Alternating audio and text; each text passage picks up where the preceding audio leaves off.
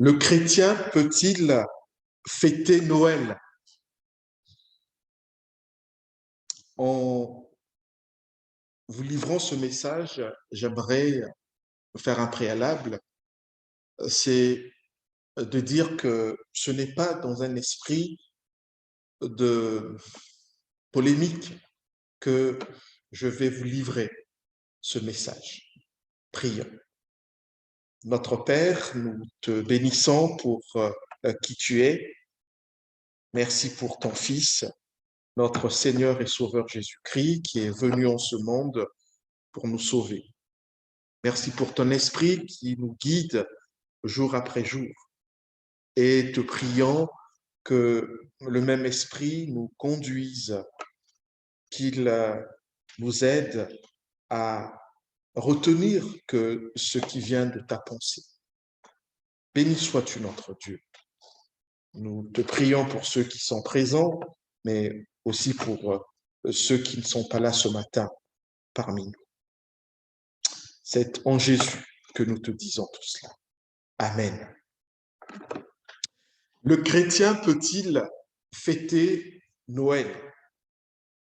Certains chrétiens et ceux qui se réclament comme tels refusent de fêter Noël, pendant que d'autres chrétiens ne trouvent aucun inconvénient à célébrer cette fête.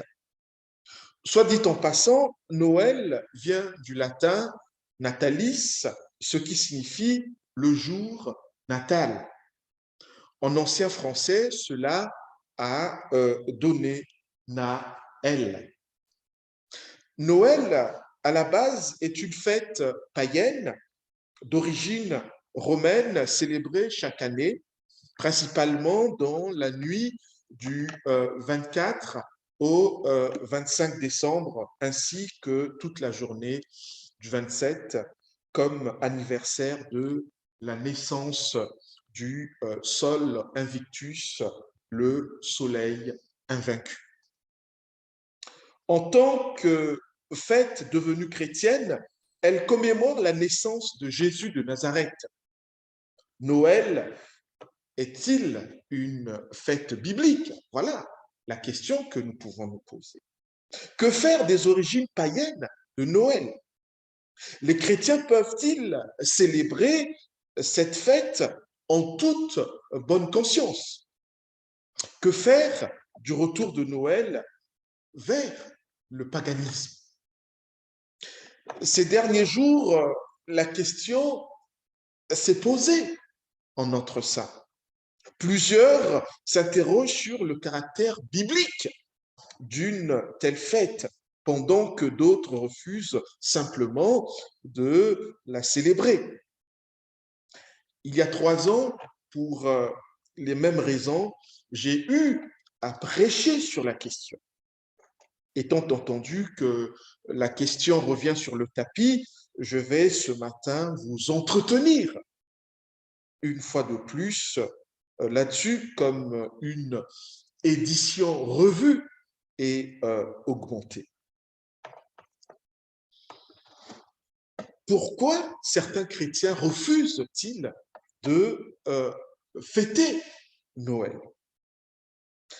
Ces chrétiens qui s'opposent à la célébration de Noël estiment que cette fête n'est pas biblique et qui plus est, trouvent ses origines dans des traditions païennes.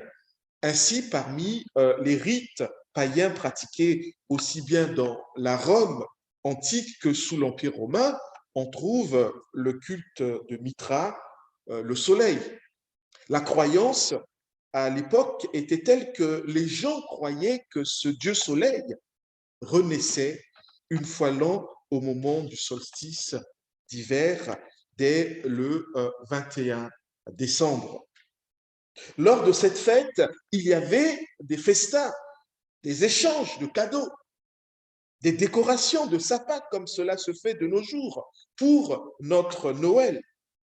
Moralité, Noël, selon ses opposants, selon ses détracteurs, n'a pas sa place dans le calendrier de l'Église. Ils estiment que la Bible n'indique pas de date de naissance de Jésus, encore moins la recommandation à célébrer la naissance de Jésus.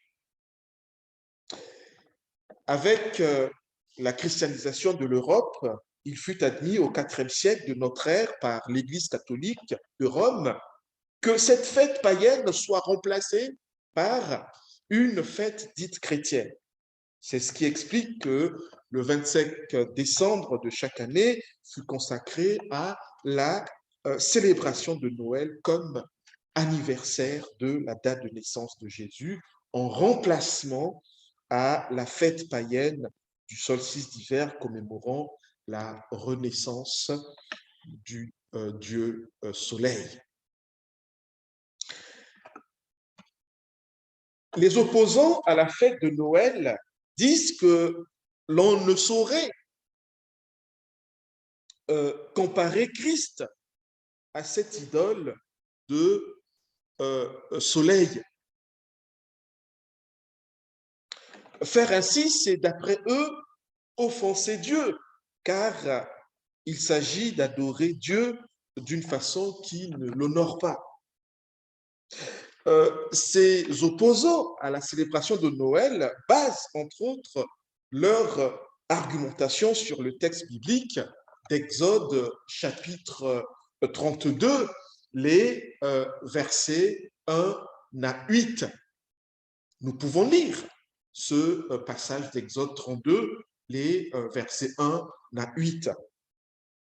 Quand le peuple s'aperçut que Moïse tardait à redescendre de la montagne, il se rassembla autour d'Aaron et lui dit, « Allons, fabrique-nous des dieux qui marchent à notre tête, car Moïse, cet homme qui nous a fait sortir d'Égypte, nous ne savons pas ce qui lui est arrivé. » Aaron, cet homme, Aaron lui répondit, « ôtez les pendants d'or des oreilles de vos femmes, de vos fils et de vos filles, et apportez-les-moi. » Tous se défirent des pendants d'or qui étaient à leurs oreilles et les apportèrent à Aaron. Celui-ci les reçut de leurs mains, façonna l'or au burin et en coula la statue d'un veau.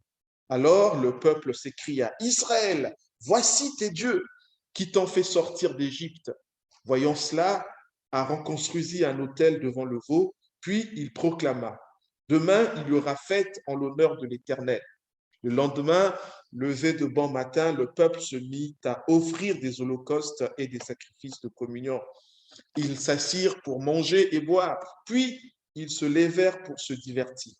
L'Éternel dit à Moïse, « Va, redescends, car ton peuple que tu as fait sortir d'Égypte se conduit très mal. Ils se sont bien vite détournés de la voie que je leur avais indiquée. Ils se sont fabriqués un veau de métal fondu, ils se sont prosternés devant lui et lui ont offert des sacrifices en disant, « Israël, voici tes dieux qui t'ont fait sortir d'Égypte. » Par ailleurs, voici ce qui circule ces derniers temps sur les réseaux sociaux, toujours pour aller dans le sens du rejet de la célébration de Noël. Noël, pour ses détracteurs, est décomposé en no et plus loin elle. No étant une négation en anglais et elle en hébreu signifiant Dieu. Donc, les opposants à la célébration de Noël disent que elle qui fait Noël, en réalité, ceux qui ont établi cette fête avaient derrière la tête l'intention de faire dire aux gens que Dieu n'existe pas. Donc, toutes les fois que nous célébrons Noël, nous disons Joyeux Noël, et bien, pour les détracteurs de la célébration de la fête de Noël, ils disent que nous sommes en train de récuser l'existence de Dieu. Donc, nous disons, chouette, Dieu n'existe pas. Voilà l'une des raisons qui fait que les détracteurs disent que nous n'avons pas à célébrer Noël parce que Noël veut dire Dieu n'existe pas. Car no, en anglais, c'est négation, non, et plus loin, elle, no, elle, en grec, en hébreu plutôt, veut dire Dieu. Donc pour eux, Noël voudrait dire Dieu n'existe pas. De tels arguments sont-ils suffisants pour qu'un chrétien ne célèbre pas Noël aujourd'hui? Pourquoi accepter de célébrer Noël en toute quiétude? Par rapport à l'objection de fêter Noël concernant la composition du mot Noël, soit disant Dieu n'existe pas, je remarque que Noël, c'est en français. Et ce qu'on pourrait se demander, est-ce que ce complot serait propre qu'au français? Pourquoi est-ce que dans d'autres langues, il n'y a pas la même intention malveillante? Est-ce que dans les autres langues, Noël traduit également cette négation de l'existence de Dieu? Oui. Est-ce que c'est cela dans d'autres langues? Dans d'autres langues que le français, voici comment on traduit Noël. En espagnol, Noël se dit Navidad, ce qui est relatif à la naissance. En italien, Noël se dit Natale, là encore, ce qui est en lien avec la naissance. En anglais, Noël se dit Christmas, qui est une forme abrégée de Christmas. Cette dernière expression est dérivée de Christemas, venant de l'anglais ancien Christesmes, puis Christesmes. Christ est du grec Christos, qui est une traduction de l'hébreu Massia, Messia, signifiant oint. Et maes est du latin missa. Et si on devait traduire Christmas en français, on dirait la messe du Christ. En allemand, Noël se dit, alors excusez-moi, mon allemand impropre, on dirait Weihnachten, qui vient de Weihnachten, ce qui veut dire dans la nuit sainte. En russe et dans les langues slaves, Noël signifie naissance. On ne va pas passer en revue toutes les langues du monde. Revenons en français. Noël vient du latin natalis, natal, relatif à la naissance. Ce qui a donné Naël en ancien français. L'évolution de Naël vers Noël. Hein, le tréma date du 18e siècle. Cela s'explique par la dissimulation des deux A de Natalis. Voilà. Pourquoi est-ce que cette mauvaise intention sur Noël serait propre qu'aux Français et pas dans d'autres langues? Voilà la question que nous pouvons nous poser. Je pense que Noël est composé en no. Donc, si ça fait une négation en anglais et donc non en français, hein, elle, hébreu qui veut dire Dieu, il me semble que ce n'est qu'une coïncidence. Comme on l'a vu pour de nombreuses langues, Noël se rapporte à la naissance. Et si même les gens étaient mal intentionnés en fixant le mot Noël, pour nous, ce qui importe, c'est le sens qu'on lui donne et c'est ce que Dieu voit. Vous savez, à ce jeu-là, beaucoup de mots français décomposés en d'autres langues nous surprendraient. Il s'agit de ce qu'on peut appeler des faux amis. Par exemple, le mot car, C-A-R, en français, est une conjonction de coordination, alors que le même mot en anglais désigne une voiture. Le mot concurrence désigne une compétition, alors qu'en anglais, il signifie une concomitance ou encore une coïncidence. Si en français le mot bimbo signifie jeune femme à la féminité provocante et stéréotypée, cependant en japonais, bimbo signifie pauvre. Mimi veut dire mignon en français, mais en japonais, cela signifie oreille. Nous savons tous ce que le mot nana veut dire en français, mais en japonais, ce mot signifie 7, le chiffre 7. De la même manière que ces mots sont des faux amis du français vers une autre langue, le mot Noël, décomposé en Noël, euh, euh, est également un faux ami. Il est vrai que nulle part dans la Bible, il est prescrit une fête relative à la naissance de Jésus-Christ. Il est non plus fait mention de la date de naissance de notre Sauveur. Par conséquent, la date du 25 décembre comme date de naissance de Jésus pourrait plus relever d'une probabilité, voire d'une convention. Cependant, même si la fête de Noël est venue en remplacement d'une fête païenne, il me semble qu'il n'y a pas de péché à commémorer la naissance de Jésus le 25 décembre. Ce qui importe, c'est le sens que l'on donne à cette fête de Noël. Tant qu'il ne s'agit pas d'une idolâtrie, mais d'une reconnaissance à notre Dieu pour la venue de son Fils dans ce monde, ce pour notre salut, eh bien, en célébrant Noël, il n'y a pas de mal à cela. Il n'y a aucun péché à cela.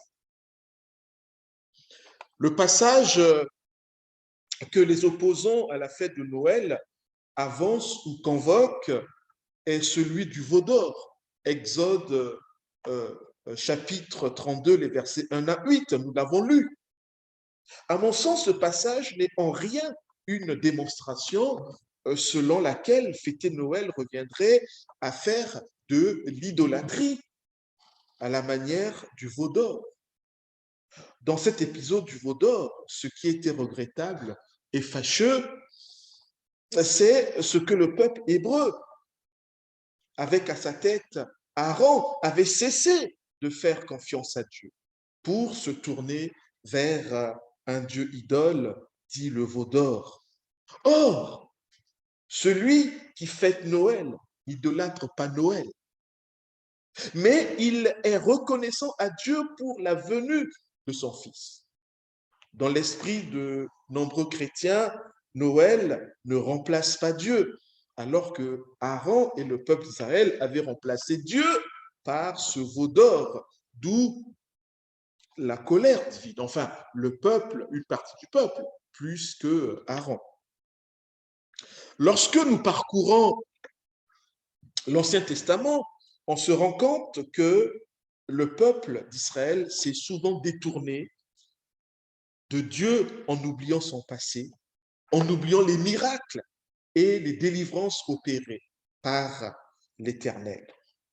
Afin donc de lutter contre cette forme d'amnésie collective ou cette forme d'ingratitude à l'égard de Dieu, eh bien, l'Éternel a parfois demandé au peuple d'Israël de se souvenir de ses bienfaits. Aussi lui demandait-il, dans certains cas, de construire des monuments en souvenir. En Deutéronome, chapitre 4, les versets 9 à 10, nous lisons « Seulement veille attentivement sur toi-même et garde-toi bien d'oublier les événements dont tu as été témoin, qu'ils restent gravés dans ta mémoire pour tous les jours de ta vie et informe-en tes fils et tes petits-fils. En particulier, n'oublie pas ce jour où tu t'es tenu devant l'Éternel ton Dieu au mont Horeb, lorsque l'Éternel m'a dit « Assemble ce peuple devant moi et je lui communiquerai mes paroles afin qu'il apprenne à me craindre tous les jours de sa vie sur la terre et qu'il l'enseigne à ses enfants. » Toujours en Deutéronome, cette fois-ci au chapitre 7, les versets 18 à 19, il est écrit « Souviens-toi de ce que l'Éternel ton Dieu a fait au Pharaon et à toute l'Égypte. Souviens-toi des grandes épreuves que ses yeux ont vues, des miracles et des prodiges de sa force et sa puissance lorsqu'il t'a fait sortir d'Égypte. C'est ainsi que l'Éternel, ton Dieu, agira envers tous les peuples que tu redoutes. Un appel qui s'adresse aussi à nous aujourd'hui.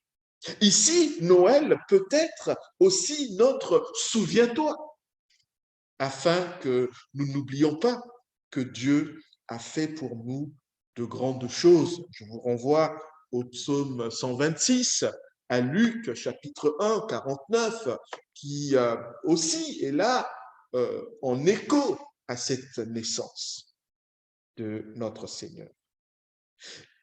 Il a envoyé son Fils dans ce monde. Un sauveur nous est né.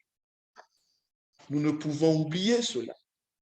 Et si Noël était pour nous un moyen de ne pas oublier cette venue de Dieu en homme dans ce monde. De la même manière qu'autrefois, Dieu invitait le peuple d'Israël à ne pas oublier. Dieu nous invite également à ne pas oublier ses bienfaits, parmi lesquels la célébration de la venue de son Fils dans ce monde pour notre bien. Par ailleurs, de la même manière que nous nous souvenons de la mort et de la résurrection de Christ à Pâques, sans qu'il y ait de prescription biblique, à l'exception de la scène, nous pouvons également nous rappeler de la naissance de Jésus à une date dans l'année afin de marquer le coup. En même temps, cela ne signifie pas que les autres jours de l'année, nous devons être amnésiques en ne nous souvenant pas de l'incarnation du Fils de Dieu.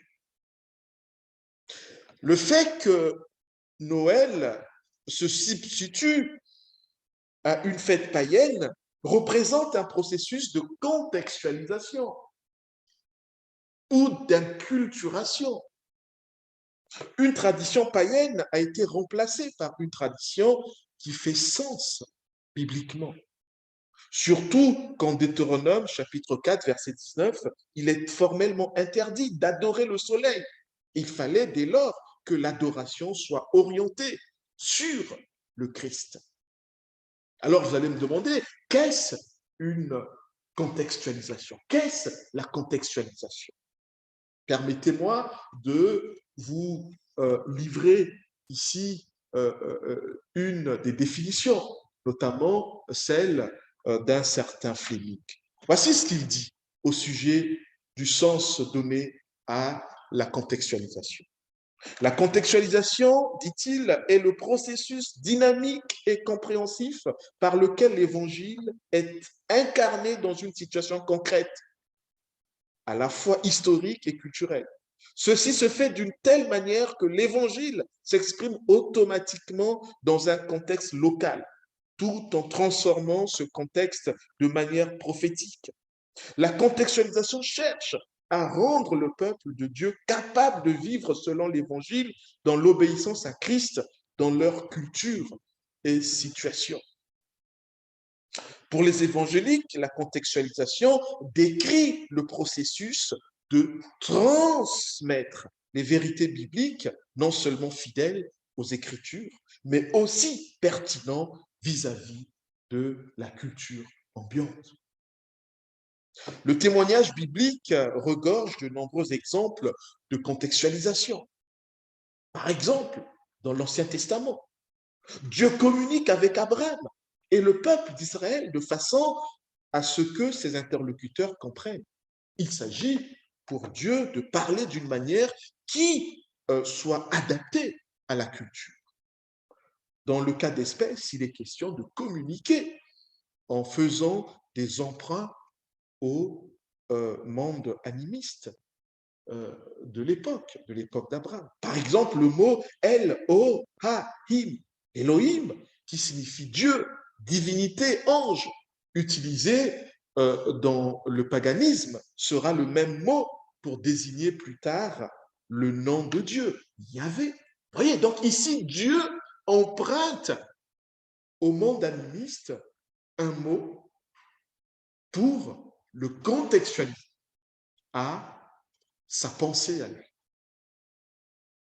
Dans le Nouveau Testament également, l'apôtre Paul avait opté pour la contextualisation dans son approche d'évangélisation et de la prédication.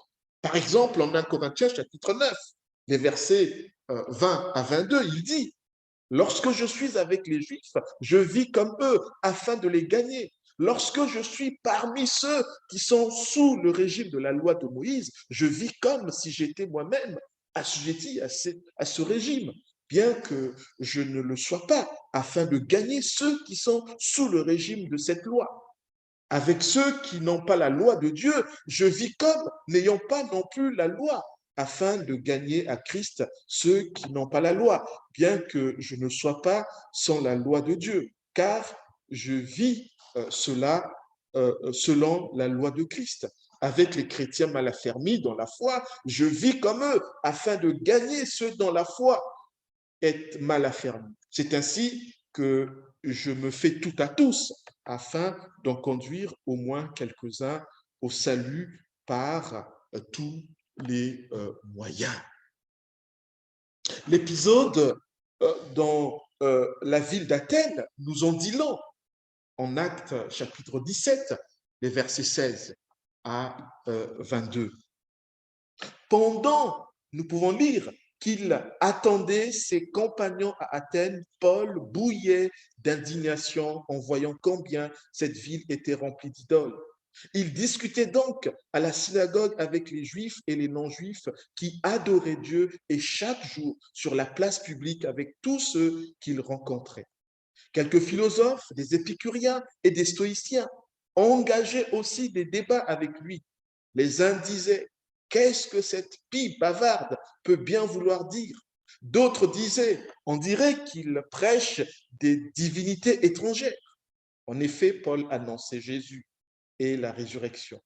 Pour finir, ils l'emmenèrent et le conduisirent devant l'aéropage. Pouvons-nous savoir, lui dire alors, en quoi consiste ce nouvel enseignement dont tu parles? Les propos que tu tiens sonnent de façon bien étrange à nos oreilles. Nous désirons savoir ce qu'ils veulent dire. Il se trouve en effet que tous les Athéniens et les étrangers qui résidaient dans leur ville passaient le plus clair de leur temps à dire ou à écouter les dernières nouvelles. Alors Paul se leva au milieu de l'aéropage et dit: Athéniens, je vois que vous êtes à tous égards extrêmement soucieux d'honorer les divinités.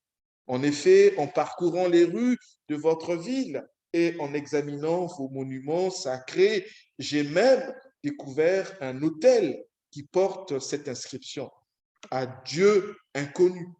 Ce que vous révérez ainsi sans le connaître, je viens vous l'annoncer. Donc ici, l'apôtre Paul, après avoir parcouru la ville d'Athènes, à l'époque, bien entendu, il voit ces statues dédiées à des dieux païens. Et, et parmi ces statues, il y avait euh, euh, euh, une statue dédiée à un Dieu inconnu. Et donc l'apôtre Paul va leur dire: moi je suis venu vous présenter qui est ce Dieu inconnu qu'a fait l'apôtre Paul. Il l'a contextualisé. Un monument qui était dédié à l'idolâtrie, il vient dire: ce monument-là, c'est ce Dieu que moi je viens vous présenter, le Dieu Père de Jésus-Christ. L'apôtre Paul ici est en train de contextualiser. L'apôtre Paul découvre donc plusieurs monuments dédiés à des dieux païens. Parmi ces monuments, un est réservé à un Dieu inconnu. Paul présentera ce monument dédié à un Dieu inconnu comme un monument parlant du Dieu vivant, Père du Seigneur Jésus-Christ. Ici, Paul est parti d'une tradition païenne vers quelque chose de biblique. Il en est de même de Noé, ceux qui nous ont précédés au IVe siècle. ont fait la même chose. D'une fête païenne, eh ben, ils ont remplacé par une fête chrétienne qui a du sens bibliquement. Paul cite des poètes grecs. Il emprunte le langage de la culture ambiante afin de faire passer le message de l'évangile. C'est cela la contextualisation aussi. Toujours dans le souci de contextualiser son message. En 1 Corinthiens 15, 33, l'apôtre Paul cite un vers du poète païen grec nommé Ménandre. Il dit, attention, ne vous y trompez pas, les mauvaises compagnies corrompent les bonnes mœurs. Eh bien, l'apôtre Paul emprunte cette citation à ce poète Ménandre. En Actes 17, 28, il cite deux poètes païens grecs, Épiménide et Aratos, lorsqu'il dit, en effet, c'est en lui que nous avons la vie, le mouvement et l'être, comme l'ont aussi affirmé certains de vos poètes, car nous sommes ses enfants. Voilà.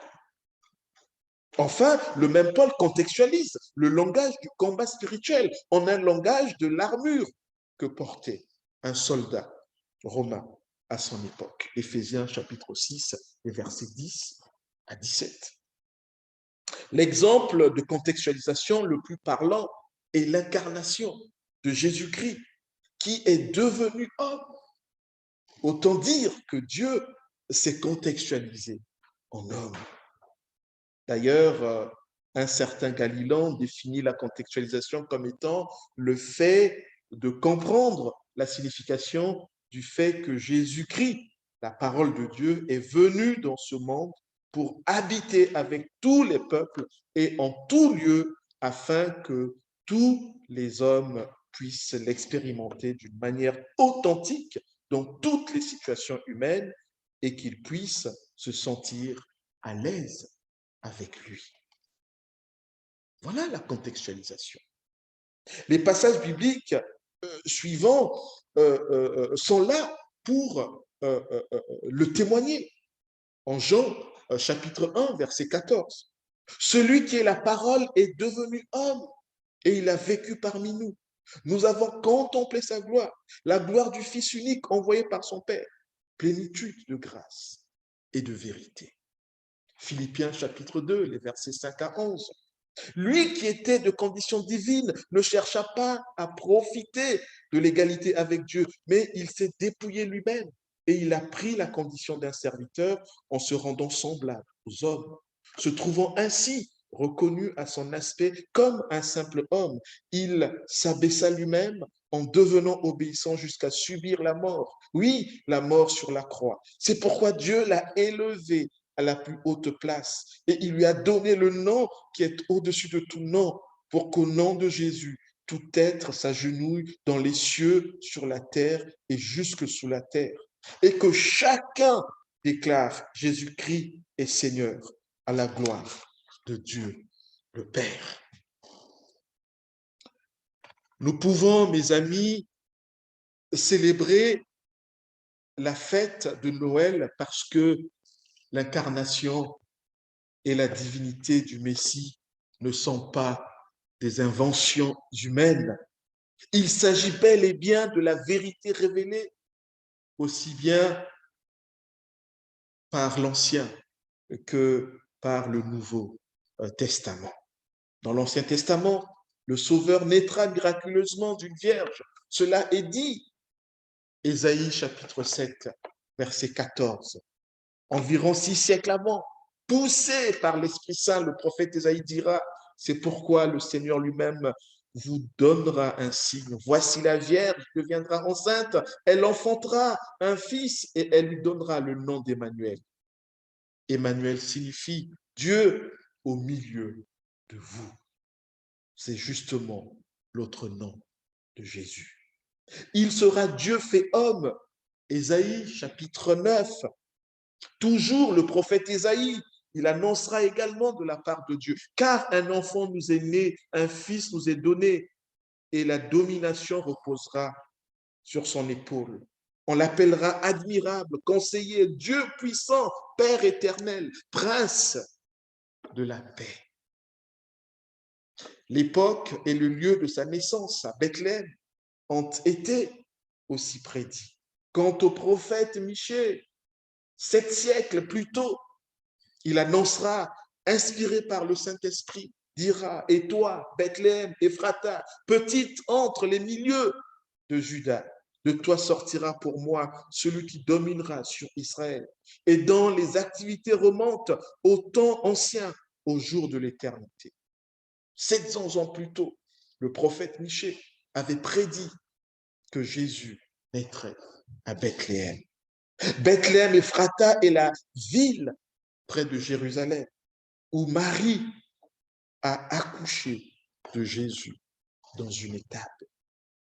Dans le Nouveau Testament, nous voyons aussi que Jésus est bienvenu en homme sur cette terre, confirmant ainsi les prophéties de l'Ancienne Alliance.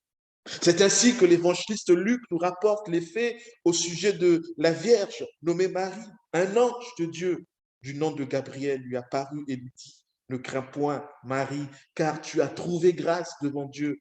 Et voici, tu deviendras enceinte et tu enfanteras un fils et tu lui donneras le nom de Jésus. Il sera grand et sera appelé fils du Très-Haut. Marie dit à l'ange, comment cela se fera-t-il puisque je ne connais point d'homme? L'ange lui répondit, le Saint-Esprit viendra sur toi et la puissance du Très-Haut te couvrira de son ombre. C'est pourquoi le saint enfant qui naîtra de toi sera appelé fils de Dieu, car rien n'est impossible à Dieu. Luc chapitre 1, versets 28 à 30. Dans le même ordre d'idée, l'évangéliste Jean exprime l'incarnation du Fils de Dieu lorsqu'il dit « La parole a été faite chair, elle est habitée parmi nous, pleine de grâce et de vérité. » Jean chapitre 1, verset 14. Personne n'a jamais vu Dieu, le Fils unique qui est dans le sein du Père et celui qui l'a fait connaître. Jean chapitre 1, verset 18. Par ailleurs, s'adressant aux chrétiens de Galate, l'apôtre Paul dit chapitre 4, versets 4 à 5. Mais lorsque le moment fixé par Dieu est arrivé, il a envoyé son Fils, né d'une femme et placé par sa naissance sous le régime de la loi pour libérer ceux qui étaient soumis à ce régime. Il nous a ainsi permis d'être adoptés par Dieu comme ses fils et filles. Qu'y a-t-il de mal à nous souvenir de ce moment fixé par Dieu pour envoyer son Fils sur terre? Noël, pour le chrétien, est une façon d'être reconnaissant à Dieu pour ce moment qu'il avait fixé pour l'incarnation de son Fils. Même si nous n'avons pas la date exacte de ce moment fixé, il n'empêche que nous soyons reconnaissants à Dieu, le Père, pour la venue de son Fils sur cette terre, afin que nous devenions à notre tour des fils et filles adoptifs de Dieu. En raison des heureuses conséquences de la venue du Fils de Dieu sur la terre, conséquences pour l'humanité, mais surtout pour tous ceux et celles qui croient en lui. Il est possible de faire de cette venue il est possible de fêter cette venue, que cela soit le 25 décembre ou une autre date de l'année. Au total, fêter Noël dans cette optique n'est pas une hérésie. En fêtant Noël, à mon sens, vous ne commettez pas de péché, nous ne commettons pas de péché toutes les fois que nous fêtons Noël. D'ailleurs, en Luc chapitre 2, nous pouvons lire cette manifestation de la joie au regard de la venue du Fils de Dieu. Verset 10, Luc chapitre 2, verset 10. Mais l'ange leur dit, n'ayez pas peur, je vous annonce une nouvelle qui sera pour tout le peuple, le sujet d'une très grande joie. Un sauveur vous est né aujourd'hui dans la ville de David, c'est le Messie, le Seigneur. Et voici à quoi vous le reconnaîtrez, vous trouverez un nouveau-né dans ses langes qui est couché dans une mangeoire. Au verset 14, gloire à Dieu au plus haut des cieux et paix sur la terre aux hommes qu'il aime. Verset 19, Marie, elle, conservait le souvenir de toutes ces paroles et y repensait souvent. Dans d'autres versions, il est dit que Marie ressassait ce qu'elle avait entendu. Et bien, toutes les fois que nous célébrons la naissance du Fils de Dieu dans ce monde, nous ressassons, nous nous rappelons cet événement merveilleux. Verset 20, les bergers s'en retournèrent, glorifiant et louant Dieu au sujet de tout ce qu'ils avaient vu et entendu. C'était bien ce que l'ange leur avait annoncé. Verset 32, il est la lumière pour éclairer les nations. Oui, c'est cette lumière que nous célébrons le jour de Noël. Verset 38, elle arriva, elle aussi, au même moment, elle louait Dieu et parlait de l'enfant à tous ceux qui attendaient que Dieu délivre Jérusalem. Il s'agit de Anne qui faisait cela. Voilà, avant nous, des personnes ont célébré cette naissance. Eh bien, nous pouvons nous aussi le faire. Nous pouvons nous aussi le faire. L'apôtre Paul nous avertit dans sa première correspondance à Timothée au chapitre 4 contre les fausses doctrines qui sont dans l'interdiction. Comme aujourd'hui, les gens voudraient nous interdire de célébrer Noël. Voici ce que dit l'apôtre Paul, 1 Timothée chapitre 4, versets 1 à 7. Cependant, l'Esprit déclare clairement que dans les derniers temps, plusieurs se détourneront de la foi parce qu'ils s'attacheront à des esprits trompeurs et à des enseignements inspirés par des démons. Ils seront séduits par l'hypocrisie de prédicateurs de mensonges, dont la conscience est comme marquée au fer rouge. Ces gens-là interdiront le mariage et exigeront que l'on s'abstienne de certains aliments, alors que Dieu a créé toutes choses pour que les croyants, ceux qui connaissent la vérité, en jouissent avec reconnaissance. En effet, tout ce que Dieu a créé est bon. Rien n'est à rejeter, pourvu que l'on remercie Dieu en le prenant. Car tout ce qu'il a créé est saint lorsqu'on l'utilise conformément à sa parole et avec prière. Expose cela aux frères et sœurs et tu seras un bon serviteur de Jésus-Christ, te nourrissant des paroles de la foi et du bon enseignement que tu as fidèlement suivi. Mais rejette les récits absurdes et contraires à la foi. Nous pouvons, mes amis, célébrer la fête de Noël parce que la Bible nous encourage à être reconnaissants à Dieu pour tout ce qu'il a fait en notre faveur. Dieu a fait la naissance de Jésus-Christ pour notre salut, donc pour notre bien. Par conséquent, célébrer Noël est une manière de dire merci au Seigneur. Oui, mes amis. Enfin, nous pouvons nous poser les questions suivantes afin de savoir si en fêtant Noël, nous sommes dans la volonté de Dieu ou pas. Est-ce qu'en fêtant Noël, je fais passer les désirs de Dieu avant les miens? Si je ne fais pas passer mes désirs avant, pourquoi ne pas fêter Noël? Est-ce que fêter Noël va m'aider à mieux aimer Dieu et mon prochain? Est-ce que fêter Noël est en contradiction avec la grande mission du Christ que nous trouvons en Matthieu 28, les versets 19 à 20? Est-ce que fêter Noël m'empêchera d'être dans la sainteté? Est-ce que toutes les fois que nous fêtons Noël, nous sommes loin de la sainteté?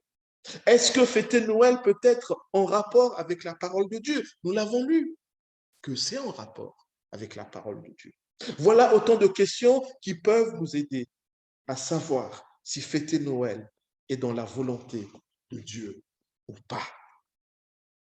Avant de terminer, une autre question. La tradition de Noël consistant à bien manger, à offrir des cadeaux est-elle conforme à la Bible? Là encore, en quoi faire la fête en famille serait contraire à la parole de Dieu? Il s'agit de saisir des occasions de témoignage. Refuser de fêter Noël avec les amis ou avec la famille peut être contre-productif par rapport au témoignage. Jésus est un bel exemple. Lorsqu'il fallait faire la fête, il était de la partie. Seulement, il veillait à rester dans la volonté de Dieu sans péché.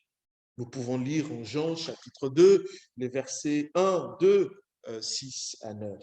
2 jours plus tard, on célébrait des noces de Cana en Galilée. La mère de Jésus y assistait. Jésus avait aussi été invité au mariage avec ses disciples. Il y avait là 6 jarres de pierre que les Juifs utilisaient pour leur ablution rituelle. Chacune d'elles pouvait contenir entre 80 100 litres. Non, 80, 120 litres. Jésus dit aux serviteurs, remplissez d'eau ces jarres. Ils les remplirent jusqu'au bord. Maintenant, leur dit-il, prenez-en un peu et allez la porter à l'ordonnateur du repas. Ce qu'ils firent. L'ordonnateur du repas goûta l'eau qui avait été changée en vin.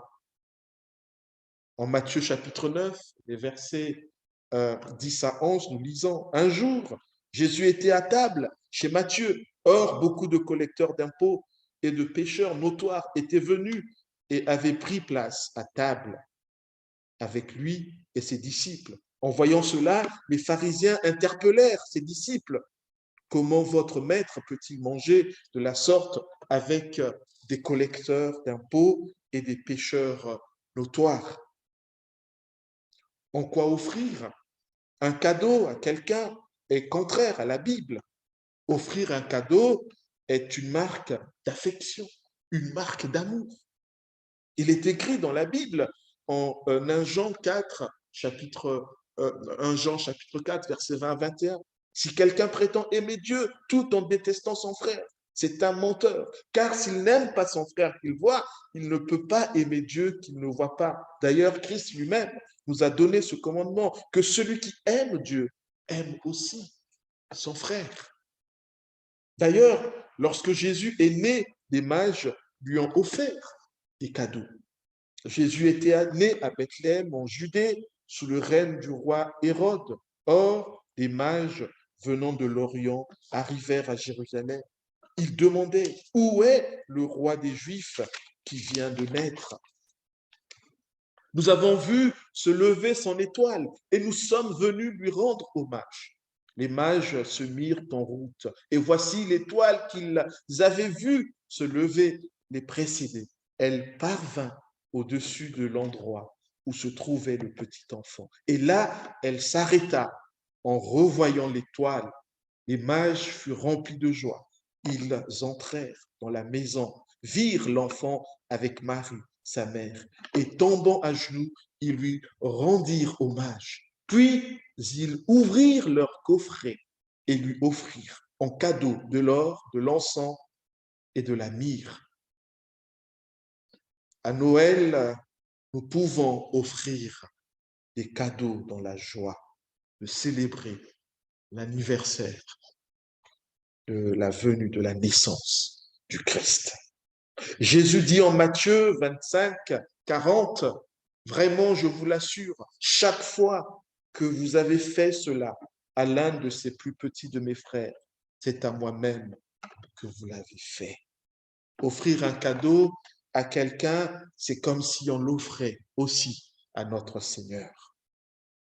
Célébrons Noël avec tout le corollaire, cadeau, nourriture, dans l'optique de la reconnaissance à Dieu pour la venue de son Fils sur terre. Cependant, gardons-nous de tomber dans cet écueil de transformer Noël en une fête commerciale, comme le font certains de nos contemporains. Notre monde a tout ce qu'il faut pour nous détourner détourner notre attention de l'écoute de Jésus. Pour autant, Dieu nous commande d'écouter ce Jésus qui est son prophète, son envoyé. C'est bien de célébrer Noël. Cependant, si nous n'écoutons pas notre Seigneur Jésus, la venue de Jésus sur terre n'a aucun sens pour nous et nous ne serons pas différents de tous ceux qui ne croient pas en Jésus-Christ mais qui malgré tout célèbre Noël. Gardons-nous d'imiter nos contemporains qui ont transformé la fête de Noël en une fête païenne, qui honore le Dieu commerce. Quel dommage si pour nous aussi Noël devrait se réduire qu'à un bon repas en famille et à l'échange de cadeaux. Je n'ai rien contre la consommation de la dinde, du foie gras, de la bûche de Noël et de l'échange des cadeaux. Cependant, si c'est seulement pour ça que nous célébrons Noël, alors nous sommes les plus à plaindre. Nous sommes les femmes et les hommes les plus malheureux. Pour terminer, il n'y a aucune obligation à fêter Noël le 25 décembre. On peut se souvenir de la venue de notre Seigneur un autre jour que le jour dit de Noël. Cependant, celui qui célèbre Noël ne commet pas de péché. Amen.